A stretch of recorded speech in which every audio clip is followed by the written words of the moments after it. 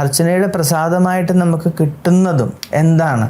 ആ ചന്ദനം പലപ്പോഴും, അല്ലെങ്കിൽ ആ ഭസ്മം, അല്ലെങ്കിൽ ആ കുങ്കുമം പലപ്പോഴും ആ ക്ഷേത്രപ്രതിഷ്ഠയുടെ 7 അയലക്കത്ത് പോലും വെച്ചിട്ടുണ്ടാവില്ല. ആ ചന്ദനം ഭഗവാന്റെ ശരീരത്തിൽ നിന്ന് എടുക്കുന്ന ചന്ദനമല്ല, അല്ലെങ്കിൽ ആ കുങ്കുമം ഭഗവാൻ അഭിഷേകം ചെയ്ത, അല്ലെങ്കിൽ ദേവിക്ക് അഭിഷേകം ചെയ്ത കുങ്കുമമല്ല.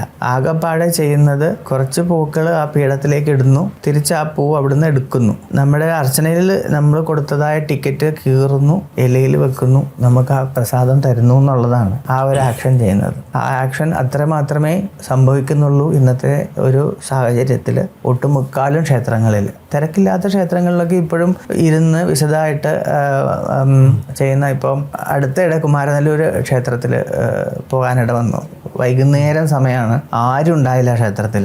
മഞ്ഞപ്പൊടി അഭിഷേകം എന്ന് പറയുന്നത് കുമാരനെല്ലൂർ ക്ഷേത്രത്തിൽ വളരെ വിശേഷമാണ്. അവിടെ ക്ഷേത്രത്തിൽ തന്നെ മഞ്ഞപ്പൊടി ഉണ്ട്. അതുമായിട്ട് അകത്ത് ചെല്ലുമ്പോഴത്തേക്ക് മേശാന്തി അദ്ദേഹം വാങ്ങി ആ മഞ്ഞപ്പൊടി കൊണ്ടുപോയി അദ്ദേഹം അകത്ത് ചെന്നിരുന്ന് ആ ഒരു പ്രിസ്ക്രൈബ്ഡ് ആയിട്ടുള്ള എന്ത് രീതിയിലാണോ ചെയ്യേണ്ടത് അത് ചെയ്ത് ഒരു 10-15 minute he took time, because there was nobody in the temple. അങ്ങനെ ചെയ്താൽ definitely there is A value for that.